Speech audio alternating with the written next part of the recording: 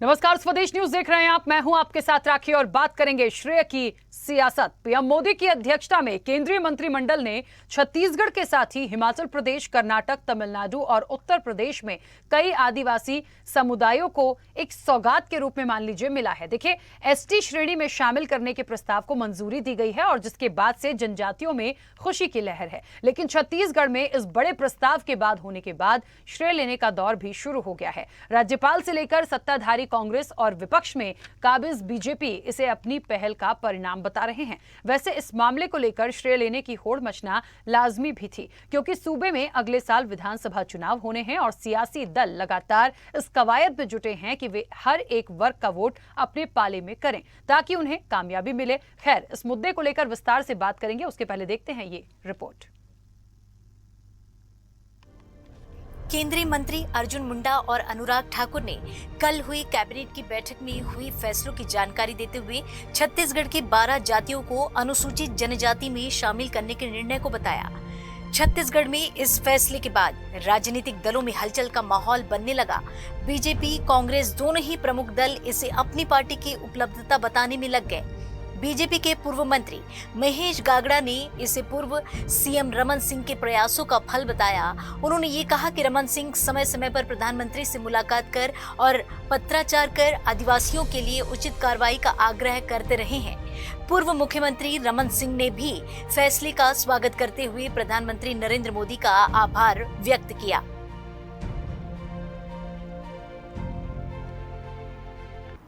छत्तीसगढ़ राज्य के संबंधित 12 जाति समुदाय को भारत के संविधान के अनुच्छेद 342 के अंतर्गत अनुसूचित जनजाति एसटी की सूची में सम्मिलित करने के लिए माननीय प्रधानमंत्री नरेंद्र मोदी जी का हृदय से धन्यवाद।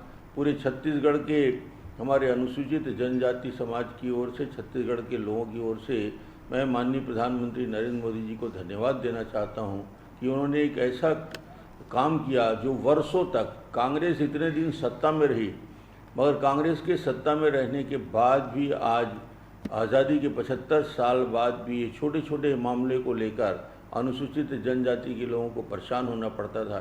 ना उनकी स्कॉलरशिप की व्यवस्था होती थी, ना उनके सर्विस में आरक्षण का लाभ मिलता था।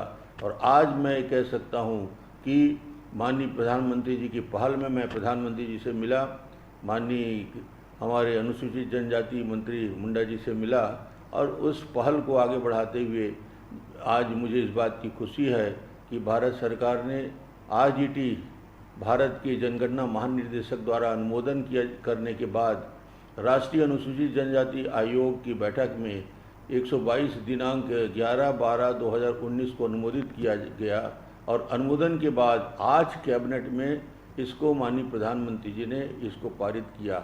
उसमें वो जातियां हैं जो वर्षों तक इस पीड़ा को दर्द भोग रही थी। भारिया, भूरिया जाति है, धनवार जाति है, नगेशिया है, सौरा है, गदबा है, पंडो है, बिजिया है, कोडाकू है, ना जाने कितने लोग परेशान रहे।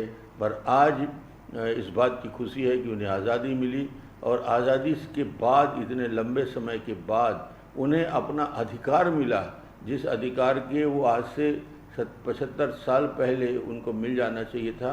तो ये पहल माननीय मोदी जी की पहल है, मुंडा जी की पहल है। मैं इन दोनों को मैं हृदय से धन्यवाद देना चाहता हूँ। इस समाज के लोग 9 तारीख को राष्ट्रीय अध्यक्ष नड्डा जी से भी मिले थे, उन्होंने भी आश्वासन दिया था। इसके पहले इस बात की चर्चा हमारे अनुसूचित जनजाति के हमारे जितने प्रदेश के पदाधिकारी हैं वो दिल्ली जाकर माननीय मंत्री से मिले थे। माननीय केंद्रीय मंत्री माननीय रेणुका सिंह जी माननीय मुंडा जी से मिलकर इसकी पहल के लिए पहल किया था। आज वो सफलता मिली है। इस सफलता के लिए मैं धन्यवाद देना चाहता हूँ हम सभी की ओर से, पूरे छत्तीसगढ़ वासियों की ओर से। केंद्र के इस फैसले से कांग्रेस पार्टी में भी प्रतिक्रियाओं का दौर शुरू हो गया है। कांग्रेस पार्टी के मीडिया प्रभारी सुशील आनंद शुक्ला मुख्यमंत्री भूपेश बघेल ने 11 फरवरी 2021 को इस आशय का पत्र प्रधानमंत्री को लिखा था, जिसका असर देखने मिल रहा है। पूर्ववर्ती रमन सरकार पहले ही अनुशंसा की होती तो इस जाति समूह के लोग अपने संवैधानिक अधिकार से 15 साल वंचित नहीं होते।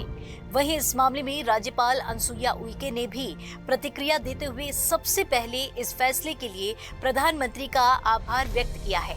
साथ ही कहा, मात्रात्मक त्रुटि के कारण कई समुदायों को अनुसूचित जनजाति का दर्जा न मिलने के संबंध में केंद्र सरकार को जानकारी दी थी। पिछले साल हुए राज्यपालों के सम्मेलन में भी इस बात को गंभीरता से उठाया गया था। केंद्र के इस फैसले से राज्य के 12 समुदायों के लगभग 20 लाख आदिवासियों को लाभ होगा। 12 जाति समूह के लोगों को शेड्यूल्ड ट्राइब वर्ग में शामिल किए जाने का कांग्रेस पार्टी स्वागत करती है। मुख्यमंत्री श्री भूपेश बघेल जी ने प्रधानमंत्री श्री नरेंद्र मोदी जी को 11 फरवरी 2021 को पत्र लिख के यह अनुरोध किया था कि छत्तीसगढ़ की कुछ जाति समूह के लोग हैं जो कि अनुसूचित जनजाति वर्ग के रहन सहन खान पान के दृष्टिकोण से आते हैं, उनको अनुसूचित जनजाति वर्ग में शामिल किया जाए ताकि इस वर्ग को मिलने वाली सुविधाएं इस जाति समूह के लोगों को मिल सके। मुख्यमंत्री जी के इस पहल के कारण आज 12 जाति समूह के लोगों को अनुसूचित जनजाति वर्ग का दर्जा मिला है।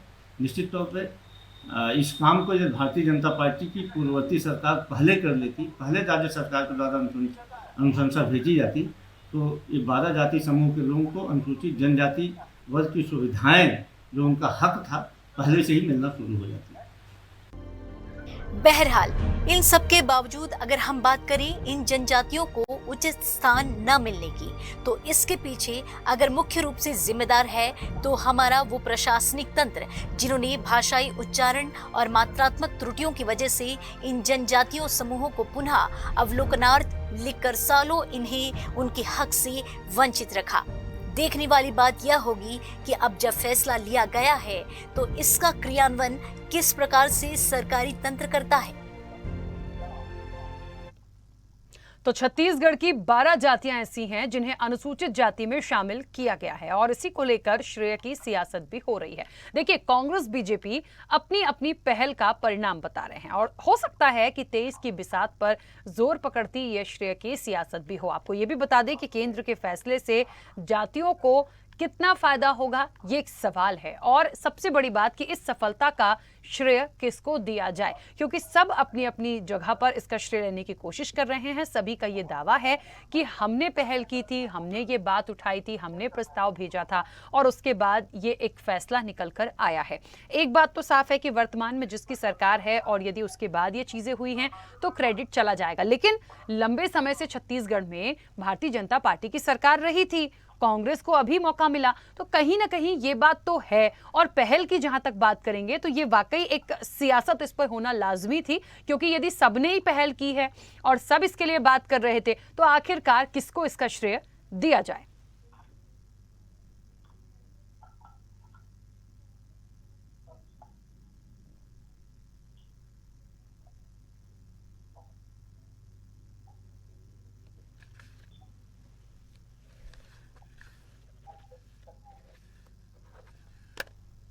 चलिए, तो इस बड़ी सफलता का श्रेय किसको दिया जाए और जिस तरीके से छत्तीसगढ़ की 12 जातियां हैं और उनको एक सौगात की तरह देख सकते हैं, क्योंकि एक लंबा समय हो गया है और यदि उन्हें अनुसूचित जाति में शामिल किया गया है तो उनके लिए निश्चित तौर पर अनुसूचित जाति वर्ग में एक खुशी की लहर जो है वो जरूर है। और इस चर्चा को मैं आगे बढ़ाऊंगी। हमारे साथ मेहमान जुड़े हुए हैं। सबसे पहले आपका परिचय करा दें। भारतीय जनता पार्टी का पक्ष रखने के लिए देवलाल ठाकुर जी हमारे साथ जुड़े हैं। देवलाल ठाकुर जी, बहुत स्वागत चर्चा में जुड़ने के लिए। कांग्रेस का पक्ष रखने के लिए अभय नारायण राय हमारे साथ जुड़े हैं। अभय जी, आपका भी बहुत स्वागत है। और राजनीतिक विश्लेषक है हमारे साथ लखन चौधरी जी। लखन चौधरी जी, आपका भी बहुत स्वागत है। चर्चा की शुरुआत में सबसे पहले अभय जी आपसे ही करना चाहती हूं। छत्तीसगढ़ की 12 जातियां जिनको अनुसूचित जाति में शामिल किया गया, इसको लेकर सभी लोगों की प्रतिक्रिया हमने सुनी और देखी और सब इसका क्रेडिट लेने की कोशिश कर रहे हैं। सवाल ये है कि ठीक है, किसने किया, कैसे किया, देर आए दुरुस्त आए, लेकिन हो गया। लेकिन ये नहीं लगता कि बहुत वक्त लग गया, बहुत टाइम से ये तमाम चीजें चल रही थी और हमेशा ये जो वर्ग है वो थोड़ा सा ना पिसा पिसा सा महसूस करता है, हर जगह पे पीछे, हर जगह पे पीछे, और एक बहुत टाइम बाद इनको कुछ मिला। निश्चित रूप से सबसे पहले तो मैं प्रधानमंत्री के इस निर्णय का स्वागत भी करूंगा और बधाई दूंगा कि देर आए दुरुस्त आए 12 जाति समुदायों को अनुसूचित जनजाति में शामिल किया गया। ये जाति समुदाय ऐसे थे जो स्पेलिंग मिस्टेक के कारण, उच्चारण के कारण, लिखने की गलती के कारण अनुसूचित जातियों में शामिल नहीं हो पाते थे। 11 फरवरी 2021 को भूपेश बघेल सरकार बनने के बाद मुख्यमंत्री भूपेश बघेल ने प्रधानमंत्री जी को और केंद्र सरकार को पत्र लिखा था कि इन 12 जाति समुदायों को अनुसूचित जनजाति में शामिल किया जाए और कारण लिखे थे कि इनको क्या तकलीफें होती हैं, क्यों शामिल किया जाए। और कांग्रेस की लंबी समय से ये मांग थी कि ऐसा होना चाहिए। अब रहा सवाल श्रेय लेने का, तो अगर सरकार भूपेश बघेल की है, भूपेश बघेल ने पत्र लिखा है और पत्र लिखने के बाद केंद्र सरकार ने निर्णय लिया, तो ये श्रेय तो कांग्रेस को जाएगा। इसके लिए भारतीय जनता पार्टी के पेट में दर्द हो, भारतीय जनता पार्टी इसके इसी भाषा में परिभाषित करे, वो कर सकते हैं। और ये एक तथ्य यह भी है। बिल्कुल। अभय जी मैं आपको बीच में रोकूंगी। इस वक्त छत्तीसगढ़ की राज्यपाल अनुसुईया उइके जी हमारे साथ जुड़ गई हैं। अनुसुईया उइके जी, बहुत स्वागत सबसे पहले तो स्वदेश न्यूज के साथ जुड़ने के लिए। और जिस तरीके से छत्तीसगढ़ की 12 जातियां अनुसूचित जाति में शामिल हो गई हैं, क्या कहेंगी? निश्चित रूप से ये सबसे ज्यादा मुझे इस बात की खुशी हुई कि जो लोग मेरे पास लगातार प्रतिनिधि मंडल आते थे और मुझसे बड़ा उम्मीद किया था कि ये हमारा इस काम आप जो है हमें किस तरह से परेशानियों से गुजरना पड़ रहा है, और अभी तक 18 सालों से ये इनकी समस्या बनी हुई थी। तो जो भी सरकार की योजनाएं थी और वो उससे वंचित हो गए थे। ट्राइबल लोगों का जो अपने आप में उनको विशेष जो प्रावधान और तमाम सुविधाएं थी वो सब उनको मिल नहीं रही थी। तो इसको लेकर मैंने प्रधानमंत्री जी को समय समय पर ये सारी उनकी समस्या से अवगत कराया और कराते भी रहती थी। तो कल प्रधानमंत्री जी ने इसकी जो घोषणा की तो वास्तव में मुझे खुशी बहुत हुई। और मैं तो कहूंगी कि इस प्रदेश के जनजाति वर्ग की ओर से और मैं उनको बहुत कोटि कोटि धन्यवाद और बधाई देना चाहती हूँ कि उन्होंने इस चीज को समझा और इसको उनका समस्या का समाधान किया।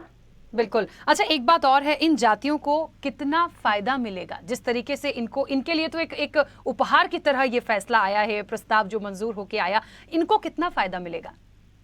फायदा तो जो जनजाति समाज के लिए जो अपने आप में जितने भी उनका अधिकार दिया है सभी क्षेत्रों में, चाहे नौकरी में हो, चाहे सरकार की योजनाओं में हो, चाहे वो शिक्षा के क्षेत्र में बच्चे जो पढ़ते हैं ना उनको स्कॉलरशिप जो है, और विभिन्न जो योजनाओं से संबंधित सब में इनको जो स्पेशल आदिवासी वर्ग के लिए जो योजनाएं हैं तो इन सबको वो सब सेम वैसे ही मिलेगी जो सभी को मिलती है आदिवासी उसको। लेकिन हाँ, इसमें बहुत लोगों का नुकसान भी हुआ। पहले ये ट्राइबल थे, फिर बाद में केवल मात्रात्मक त्रुटि के कारण इनको मतलब जनजाति से अलग कर दिया गया। तो ये इनके साथ बहुत बड़ा एक कहूंगी कि एक अन्याय हुआ था। एक प्रकार से देखा जाए तो ऐसा करना नहीं चाहिए था। केवल एक मात्रा के कारण आज वो लोग इस सारी सुविधाओं से वंचित हो गए थे। बिल्कुल। अनुसुईया उइके जी, इसको लेके सभी लोग एक श्रेय लेने की कोशिश कर रहे हैं, जो राजनीतिक दल हैं। आपको क्या लगता है इसका श्रेय किसको दिया जाए?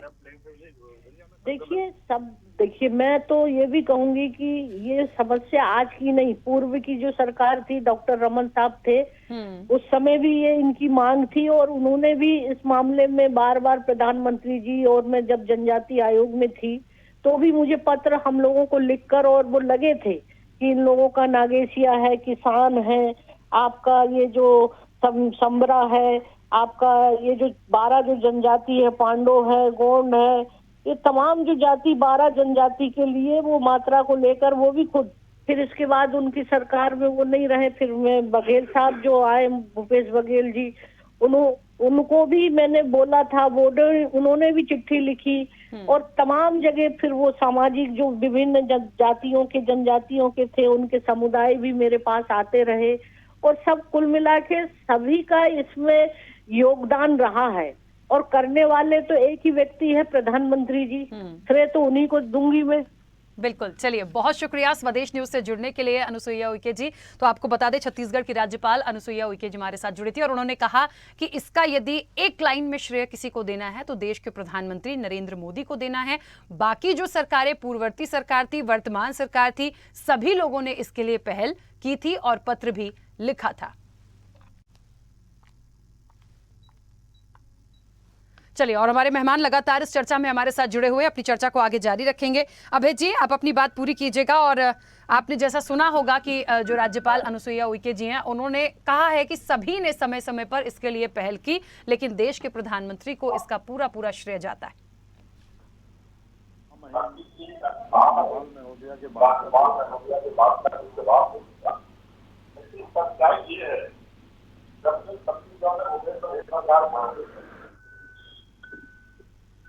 अभय जी, आपकी आवाज मुझ तक नहीं पहुंच रही है ठीक से। Hello hello hello hello. हाँ बोलिए, अब बोलिए। मैं महामहिम के बातों का कोई जवाब नहीं दे रहा हूँ, लेकिन ये सच्चाई है कि भूपेश बघेल सरकार जब से छत्तीसगढ़ में बनी है लगातार आदिवासी हितों के लिए, अनुसूचित जाति जनजाति के लिए काम कर रही है। और उसी का नतीजा है कि जब 12 जाति समुदायों को लेकर प्रधानमंत्री को पत्र लिखा गया, लगातार वो बातें उठाई गई, दबाव बनाया गया, तो केंद्र सरकार भी दबाव में आई। और जब 2023 का चुनाव उनको दिखा तो उनको चिंता चढ़ी आदिवासी वोटों की। तो वोट की राजनीतियों को लेकर लोग श्रेय की बात करें, कांग्रेस तो इस बात में खुद रहती है कि जो गलतियां हुई गलतियों को सुधारा जाए और अनुसूचित जातियों को उसकी सुविधा मिले। जो नुकसान हो गया उसकी भरपाई तो नहीं कर सकते, लेकिन आज ये शामिल होने के बाद जो उनको लाभ देने का काम है उसमें भी छत्तीसगढ़ आगे रहेगा। चाहे वो नागेसिया हो, किसान हो, धनगढ़ हो, धांगड़ हो, पंडो हो, ये तमाम गदबा हो, गोंड हो, जिन भी जनजाति और समुदायों के साथ ऐसा हो रहा था, आज वो शामिल हो गया। और मैं तो इसको श्रेय भूपेश बघेल सरकार को दूंगा। और भूपेश बघेल सरकार लगातार आदिवासी हितों में काम कर रही है, जिसके दबाव में केंद्र सरकार भी आई। राज्यपाल महोदय उस वर्ग से हैं, वो लगातार उनके हितों के लिए काम करती हैं और काम करना भी चाहिए। अगर हम जिस हित से नेतृत्व बन के, नेता बन के आए हैं, तो उस हित की रक्षा करना हमारा काम है। लेकिन हमारे मुख्यमंत्री जी सभी वर्गों के लिए काम कर रहे हैं, संविधान के लिए काम कर रहे हैं। और ये जो क्लर्कियल मिस्टेक था, जो मात्रा की गड़बड़ी के कारण सुविधा नहीं मिलती थी, एक ऐतिहासिक निर्णय हुआ है। इसके लिए भूपेश बघेल सरकार को मैं बहुत बहुत धन्यवाद दूंगा।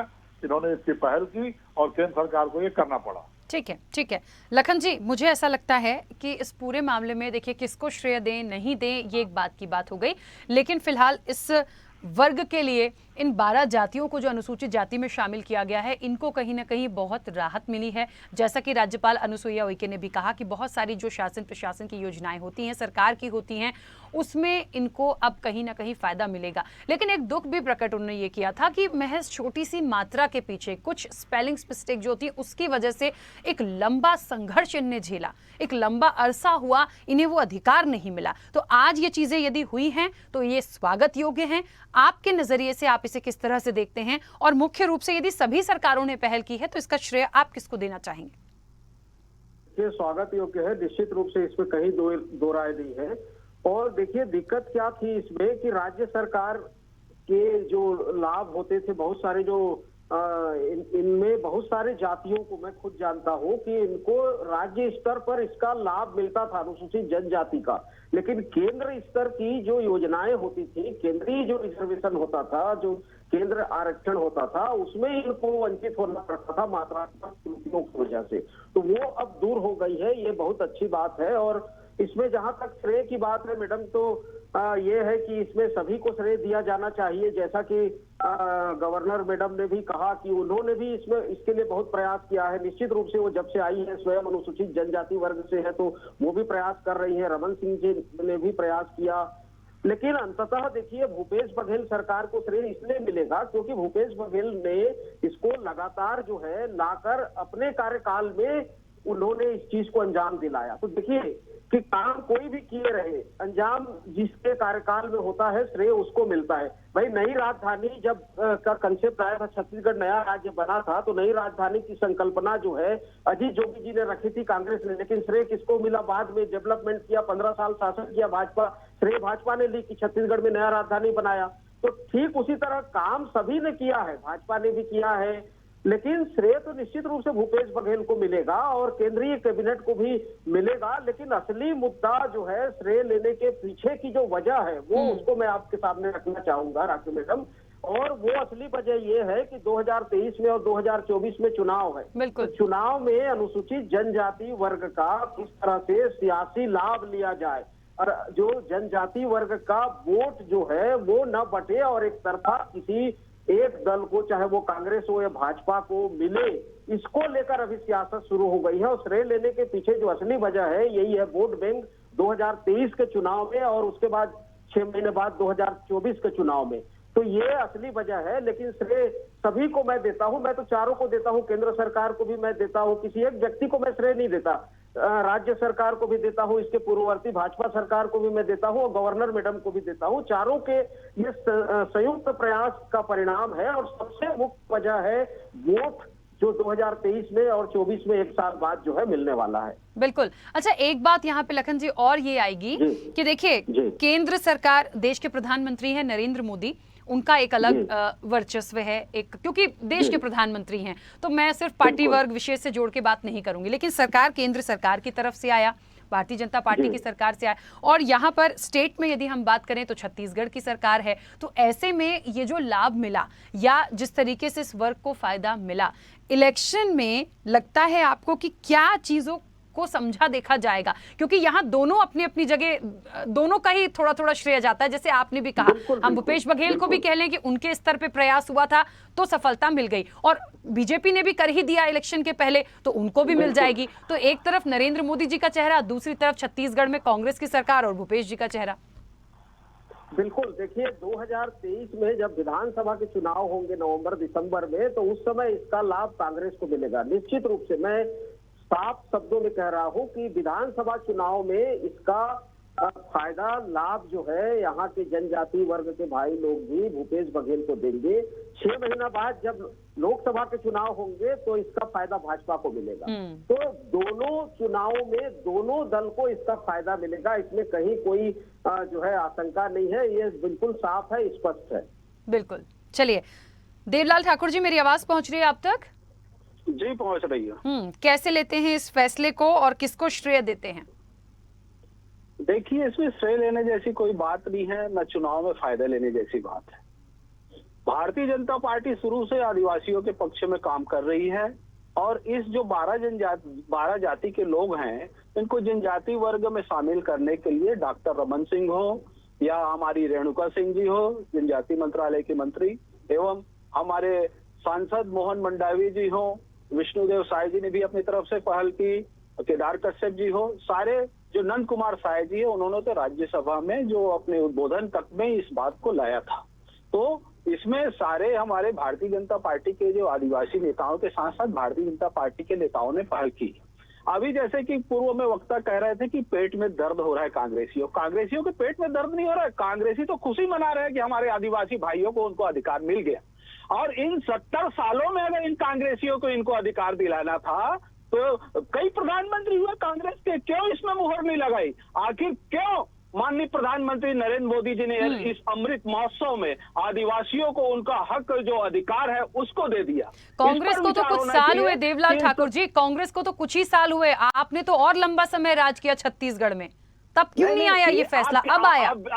उस समय भी हमारे नेताओं ने पत्र लिखा और अभी तो 2020 में हमारे सांसद लोग ने भी मिले, और इन 70 सालों में इस देश में कांग्रेस की सरकार थी। आज उस पर मुहर कौन लगाया? माननीय श्री नरेंद्र मोदी जी ने मुहर लगाया। ये स्टेट राज्य लेवल का मामला नहीं था, ये तो सेंट्रल लेवल का मामला था कि वहां से मुहर लगना था। लेकिन कांग्रेस ने भी पत्र लिखा, भूपेश सरकार ने भी पहल की, तो क्यों मनमोहन सिंह ने 10 साल रहते हुए में क्यों आदिवासियों के लिए नहीं सोचा? सोनिया गांधी ने क्यों नहीं सोचा? राजीव गांधी ने क्यों नहीं सोचा? क्या सिर्फ हम लोग को नाचने गाने के लिए उपयोग करते हैं कांग्रेस के लोग?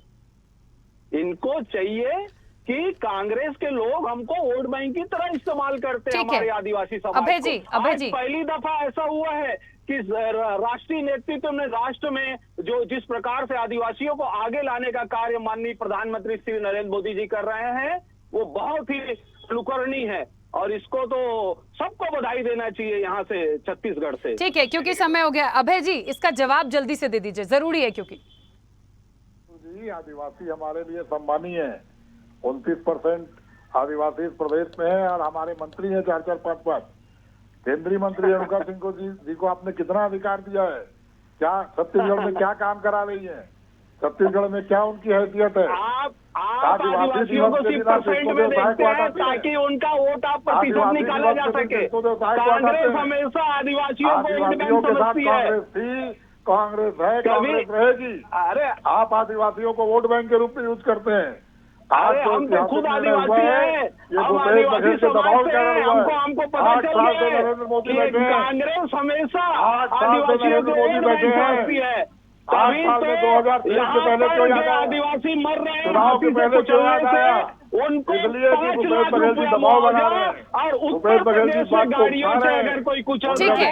चलिए देवलाल जी और अभय नारायण, देवलाल जी और अभय जी प्लीज, ठीक है, क्योंकि समय हो गया, मुझे बीच में रोकना होगा। एक बात बहुत साफ है, जिस तरीके से राज्यपाल अनुसुईया उइके जी ने कही, इसका श्रेय देश के प्रधानमंत्री को दें। और अभी लखन जी जो हमारे राजनीतिक विश्लेषक हैं, उन्होंने कहा इसका क्रेडिट भूपेश सरकार को भी जाता है क्योंकि वर्तमान में उनकी सरकार है और पहल सबने इसके लिए की है, ऐसा नहीं कि किसी ने पहल नहीं की। खैर, आप सभी का बहुत शुक्रिया इस चर्चा में जुड़ने के लिए। तो कहीं ना कहीं श्रेय की सियासत, और श्रेय की सियासत ऐसा शुरू में नहीं लग रहा था कि कोई सियासत वाली चीज है, लेकिन कहते हैं ना कि पक्ष और विपक्ष ये एक दूसरे को कभी छोड़ेंगे नहीं और इनकी नोकझोंक कभी खत्म नहीं होगी। यहां पे भी इसी बात को लेकर लड़ रहे हैं, जबकि प्रयास दोनों ही राजनीतिक दलों ने किया, लेकिन अभी भी ये कह रहे हैं कि हमने दिलाया, वो कह रहे हैं हमने दिलाया। खैर, इन सबसे बाहर मिले, फायदा यही है कि जो जातियां हैं वो अनुसूचित जाति में शामिल हो गई हैं और इस वर्ग को आने वाले समय में जो सरकार की योजनाएं हैं उसका फायदा मिलेगा। इसी के साथ इस चर्चा में फिलहाल इतना ही, दीजिए इजाजत, नमस्कार।